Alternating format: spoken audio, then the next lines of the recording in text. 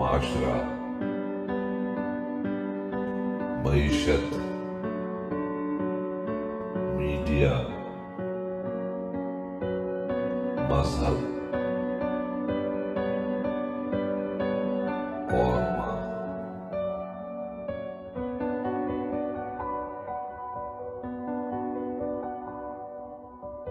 अस्सलाम वालेकुम।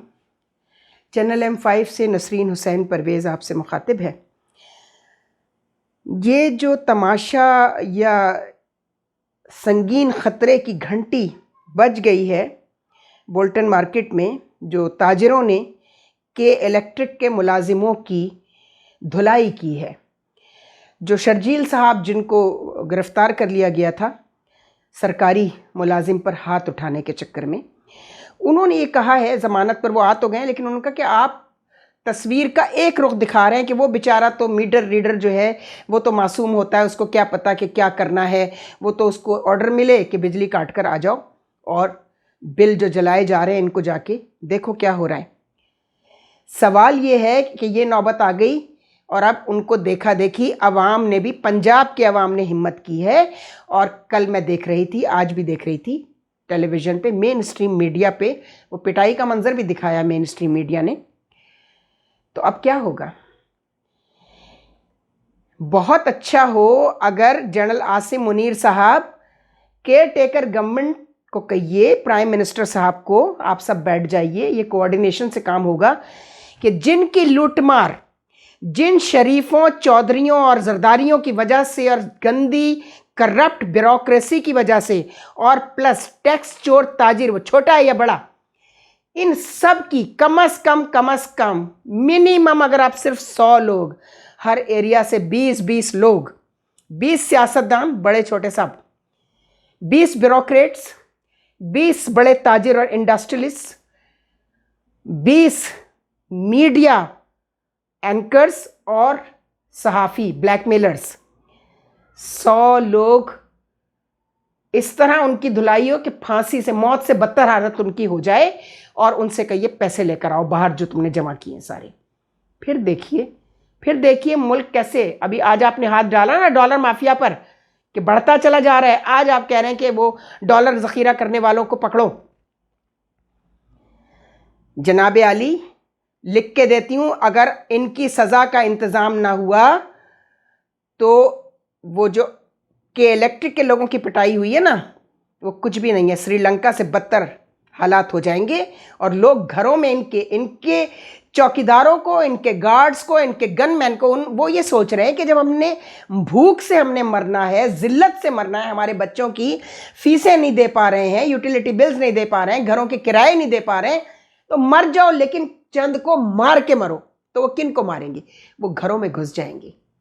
ये मैं आपको बता दूं, वो वक्त आने से आवाम को बचाइए। और ये काम सिर्फ मार्शल लॉ से हो सकता है, ये मैं आपको बता दूं, या आर्मी, जिस तरह आपने इकोनॉमी के लिए फैसिलिटेशन कमेटीज बनाई हैं, आप केयर टेकर प्राइम मिनिस्टर जनाब अनवर काकड़ साहब को, वजीर आजम साहब को, और चारों प्रोविंस की चीफ मिनिस्टर्स को ये इख्तियारात दें कि वो फौज को इस मामले में अपनी मदद के लिए बुलाएं, और इनको पकड़ के जितनी इन्वेस्टिगेशन एजेंसीज हैं, नैब है, FIA है, और जो भी हैं, FIA का इकोनॉमिक इंक्वायरी विंग जो पड़ा हुआ सोता था या डर जाता था या बिक जाता था, उनको एक्टिव कीजिए प्लीज़। बेशक सिविलियन एजेंसीज को एक्टिव करें और उनको इत्मीनान दिलाएं कि वो अपना काम ईमानदारी से करें। आप देखिए क्यों यहाँ पे एक प्लम्बर या इलेक्ट्रिशियन जब यहाँ होता है तो चोरियाँ करता है, उसको नौकरी सऊदीया में मिल जाती है तो सऊदी अरब जाके चोरी क्यों नहीं करता? उसकी हैबिट बन चुकी है ना चोरी करना, वो आदत वहाँ कैसे छूट जाती है? क्योंकि पता ना हाथ काट दिए जाएंगे। सज़ा का खौफ आदमी को जुर्म से बचाता है, ये याद रखिएगा। ये आपको भी मालूम है, मुझे कोई नई बात, मैं कोई पहिया ईजाद नहीं कर रही हूँ। जनाब आली, ये मुझे तो अनारकी होती हुई नजर आ रही है इस मुल्क के अंदर, जो के इलेक्ट्रिक के लोगों की पिटाई ताजिरों ने की है, और अब पंजाब में अवाम निकल आए हैं।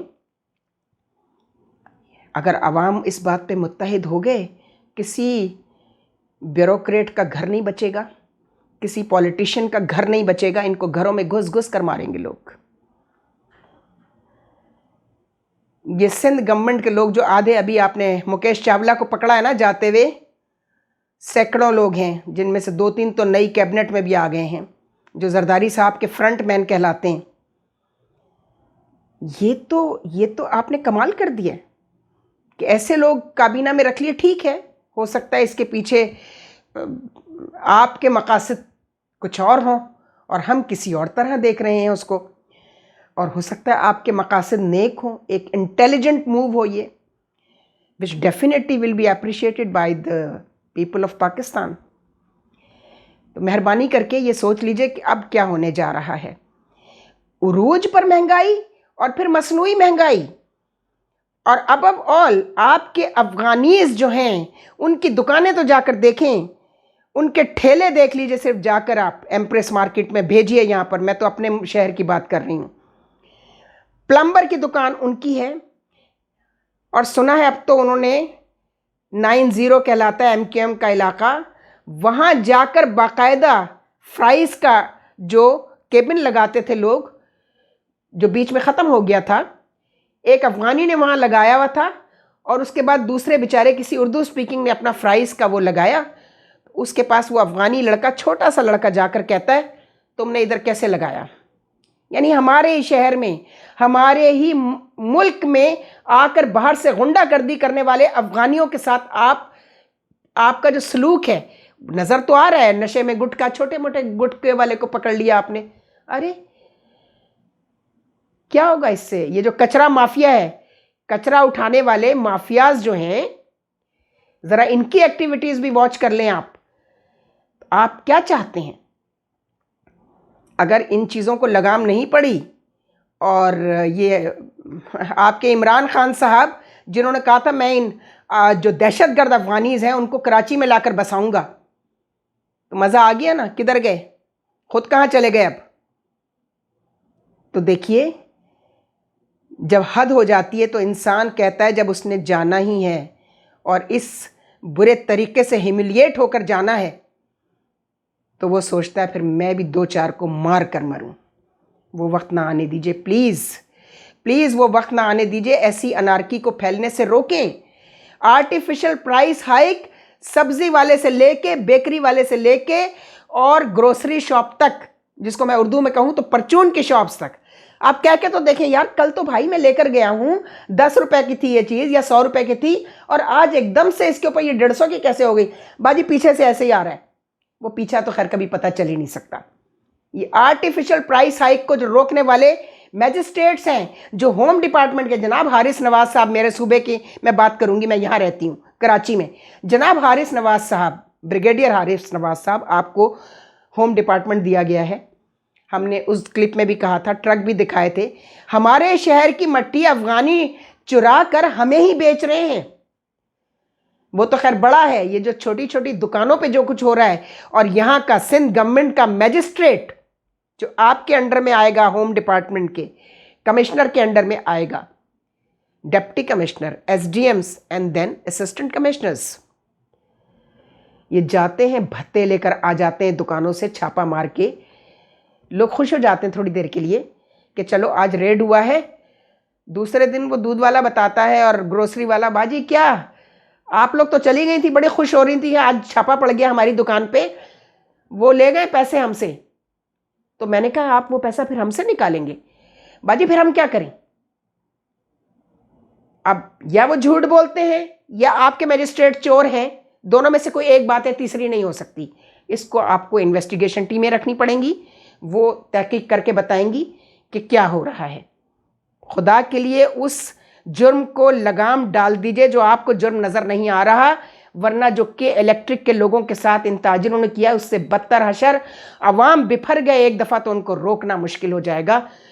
खुदा के लिए ना भी लगाएं मार्शल्लाह, तो आर्टिकल 45 की अथॉरिटी इनको शायद दी गई है, अभी पता चला पहली केयर टेकर गवर्नमेंट है जिसको कुछ अथॉरिटी दी गई है। तो ये अथॉरिटी दीजिए कि अब कोई कंप्लेंट आए, और एक ही जैसी अगर 100 से ज़्यादा कंप्लेंट जमा हो जाएं, बुला लीजिए फौज को और जाके वो कंप्लेंट जो हैं उनको एड्रेस करें, देखें क्या क्या हो रहा है।